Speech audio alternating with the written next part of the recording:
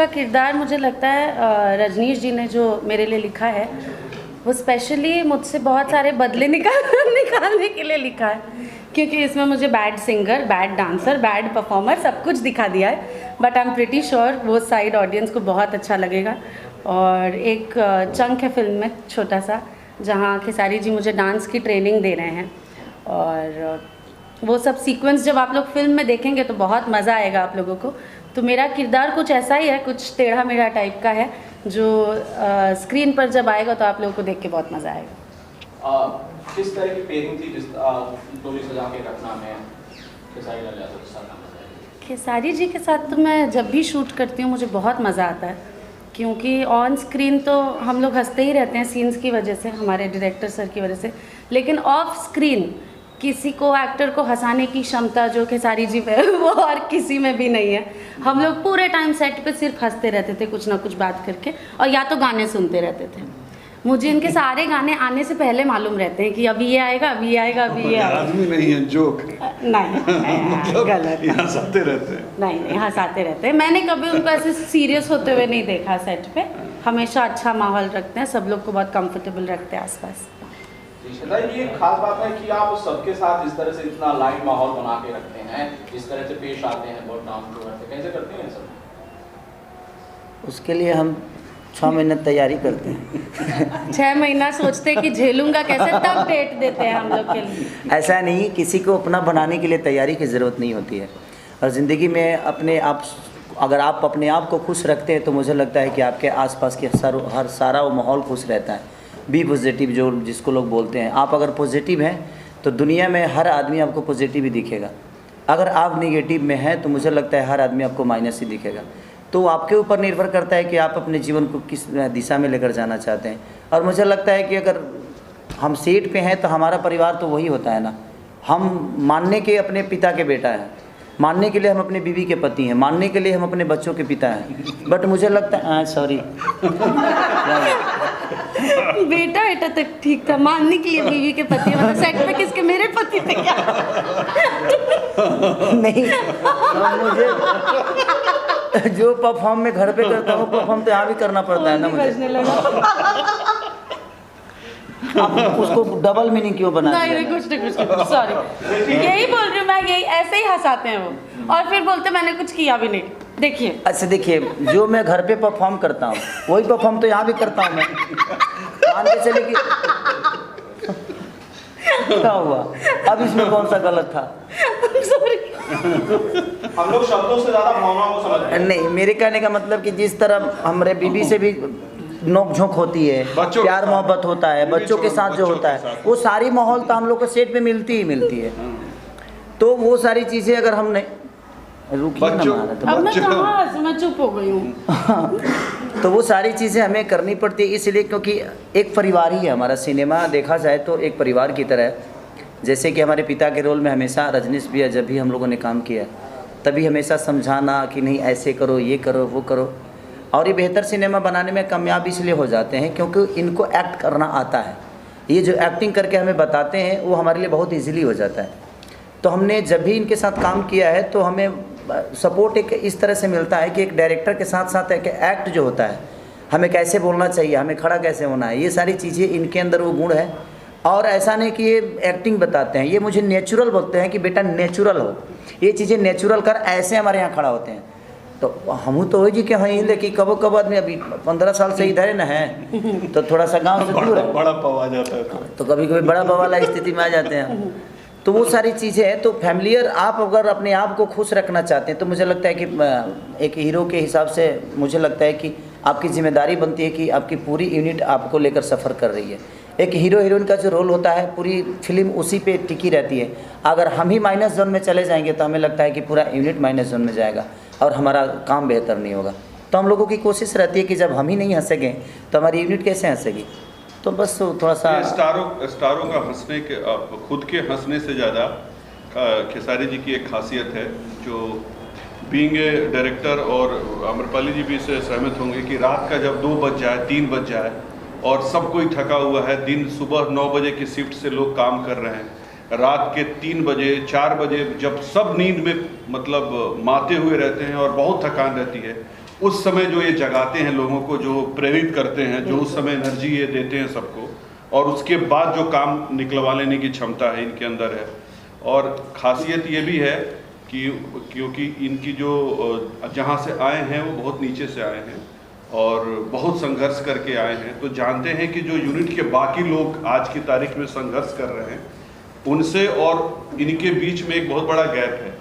वो जो टेक्नीशियंस और जो बाकी जो काम करने वाले लोग हैं और एक सुपरस्टार, उसके बीच का गैप ना हो, इसके लिए उस गैप को भरने के लिए उन लोगों को प्रेरित करते रहते हैं, ऐसा एहसास दिलाते हैं कि मैं आपके बीच का हूँ, और वो लोग एंजॉय करते हैं उस चीज़ को और मोटिवेट होकर के और एनर्जी के साथ काम करते हैं, जो मुझे लगता है। हाँ, and the best thing about Khesari ji is कि उनको अपने यूनिट के हर एक बंदे का नाम पता है। उनको लाइट वालों का नाम पता है, उनको स्पॉट वालों का नाम पता है, उनको सेटिंग वालों को, वो सबको नाम से एड्रेस करते हैं, नाम से बुला बुला के बातें करते हैं, और हर कोई ऐसा सोचता है कि मेरी ही पिक्चर बन रही है, मैं ही प्रोड्यूसर हूँ, ये मेरा ही हीरो है, तो उस हर आदमी वजह से भैया इनको बोलता है, तो वो अच्छा लगता है।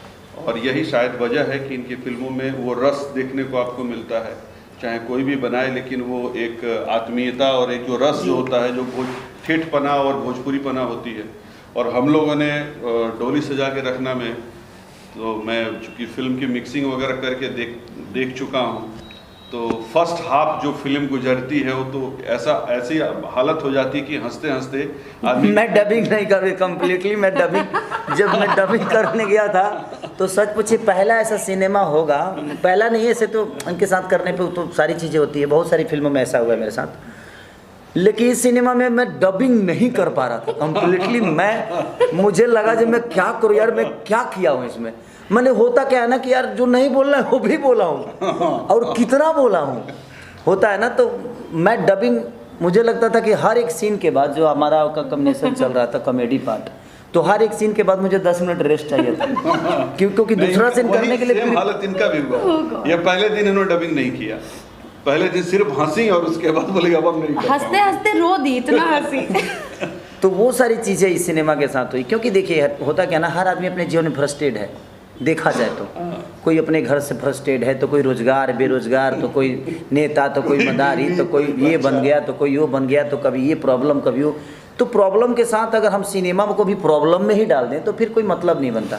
हमारी सिनेमा जो होती है इंटरटेन के लिए, इंटरटेन के साथ एक मैसेज इंसान को देना है कि हम हंसते हंसते कुछ ऐसी चीज़ें देख ले कि हम जीवन में हमें उसे फॉलो भी करना है कि नहीं यार, ये हमें लगता है कि वो हमारा पॉइंट ऑफ व्यू गलत है, बट वहाँ से वो सही है।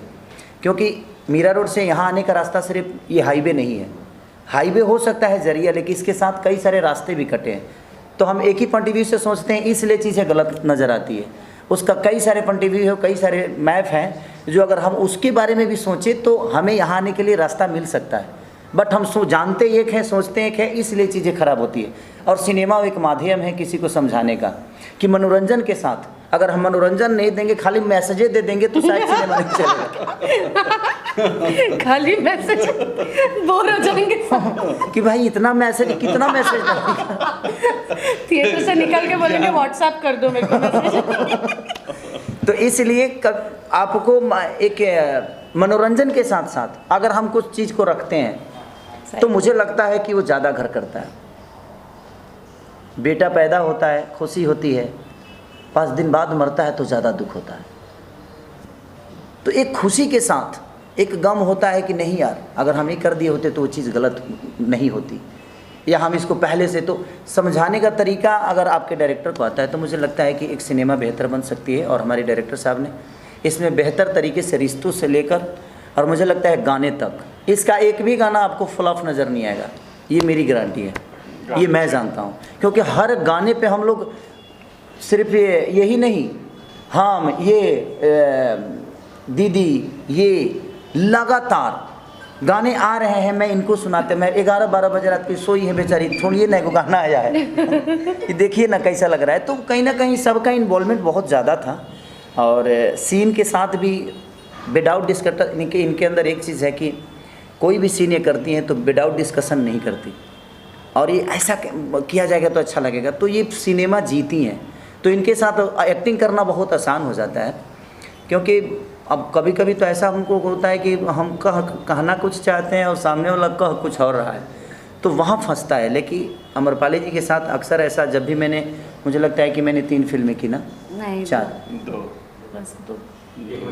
एक में गाना किया था, हाँ एक में गाना किया था।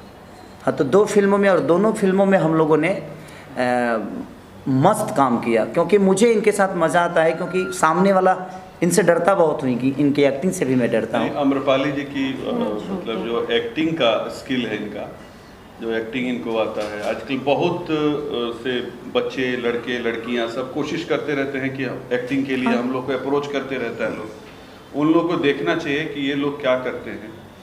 और भोजपुरी सिनेमा में अगर आप किसी टाइप का कैसा भी बेहतर से बेहतर सिनेमा अगर सोचें कि कुछ ऐसा बने या वैसा बने, तो अगर अम्रपाली दुबे हैं तो आप सोच सकते हैं कि वो किरदार आप कर सकती हैं।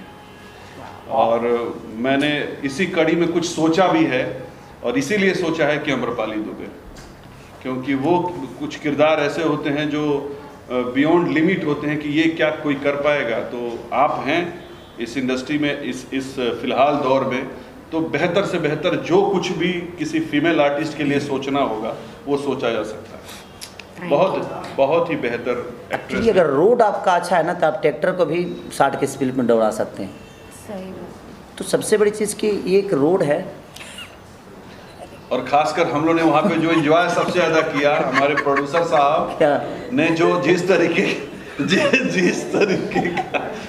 तरीके का हम लोग को जिस तरीके रखे थे, नहीं, बिल्कुल या सही। वो गोरखपुर के वो खैर गोरखपुर में अपने आप सपोर्ट अच्छी वाइब्स तो आती है। हाँ, जो सपोर्ट किया हम लोगों ने, जिनके घर में हम लोगों ने शूट किया, उन लोगों ने इतना बेहतर तरीके से अपना घर, वो तो वहाँ, वो तो समझिए कि लगता ही नहीं कि हम लोग का अपने गांव में नहीं है, लगता है कि वो हमारा ही घर हमारा है। गाँव है वो। हमारा ही घर है। हाँ। मेरा घर है गोरखपुर, इसलिए अपने को अपना घर जैसा लग रहा था।